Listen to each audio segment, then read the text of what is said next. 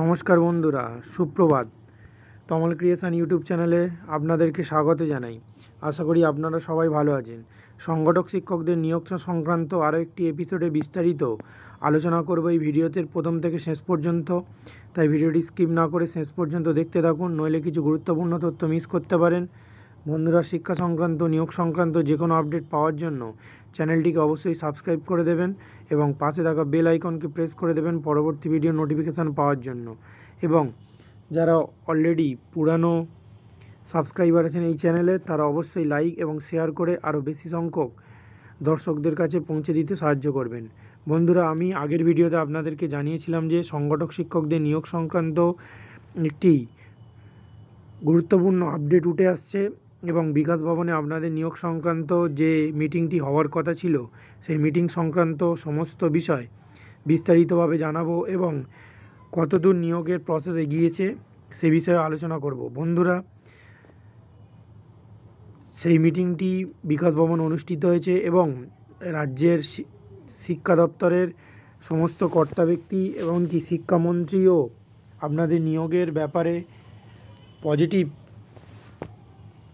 মন্তব্য প্রকাশ করেছে এবং রাজ্য সরকার চাইছে যে পুরানো যে কেসগুলি রয়েছে সেগুলো মেনশন করিয়ে দ্রুত আপনাদের নিয়োগ যাতে দেওয়া যায় সে ব্যাপারে মাননীয় শিক্ষামন্ত্রী প্রশাসনের শিক্ষা সংক্রান্ত যে সমস্ত কর্তা ব্যক্তি রয়েছেন তাদেরকে উদ্যোগী হতে বলেছেন এবং যত দ্রুত সম্ভব আপনাদের নিয়োগ সংক্রান্ত ফাইলগুলি যেগুলো জমে রয়েছে তা শিক্ষামন্ত্রীর কাছে জমা দিতে বলেছেন এবং তিনি বলেছেন পরবর্তী ক্যাবিনেট মিটিংয়ে মাননীয় মুখ্যমন্ত্রীকে আরও একবার আপনাদের নিয়োগ সংক্রান্ত যে বাঁধা রয়েছে সে বিষয়ে তিনি মাননীয় মুখ্যমন্ত্রীর কাছে উত্থাপন করবেন এবং যাতে মাননীয় মুখ্যমন্ত্রী আপনাদের নিয়োগ সংক্রান্ত সমস্ত বিষয় দ্রুত ক্লিয়ার করে দেন সে বিষয়েও উদ্যোগী হবেন বলে মিটিংয়ে তিনি জানিয়েছেন এবং তিনি আশা প্রকাশ করেছেন যে পুজোর আগেই অর্থাৎ 2023 সালের দুর্গাপুজোর আগেই আপনাদের নিয়োগ যাতে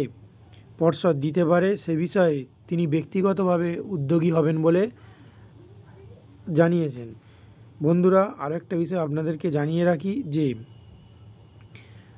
পরবর্তী যে ক্যাবিনেট মিটিং হবে সেখানে হয়তো আপনাদের নিয়োগের ব্যাপারটা উত্থাপিত হবে এবং আশা করা যায় যে সব কিছু ঠিকঠাক থাকলে আপনাদের নিয়োগের ছাড়পত্র ও মন্ত্রিসভার বৈঠক থেকে বেরিয়ে আসতে পারে। সে সংক্রান্ত কোনো আপডেট পেলে অবশ্যই পরের ভিডিওতে আপনাদেরকে জানিয়ে দেব এবং আপনাদের নিয়োগের কি নিয়োগ প্রক্রিয়া কতদূর এগোলো এবং কতদূর আপনাদের নিয়োগের পজিটিভ দিক ক্যাবিনেট মিটিং থেকে উঠে আসছে সে বিষয়ে আপডেট পেতে অবশ্যই চ্যানেলটিকে সাবস্ক্রাইব করে দেবেন যারা নতুন দর্শক এবং যারা পুরানো দর্শক তারা অবশ্যই শেয়ার করবেন। বন্ধু, আরেকটা বিষয় আপনাদেরকে জানিয়ে রাখি, আপনাদের নিয়োগের ব্যাপারে কিন্তু রাজ্য সরকার খুবই পজিটিভ। রাজ্য সরকার চাইছে যত সংখ্যক বেকারকে নিয়োগ প্রক্রিয়ার মধ্যে আনতে।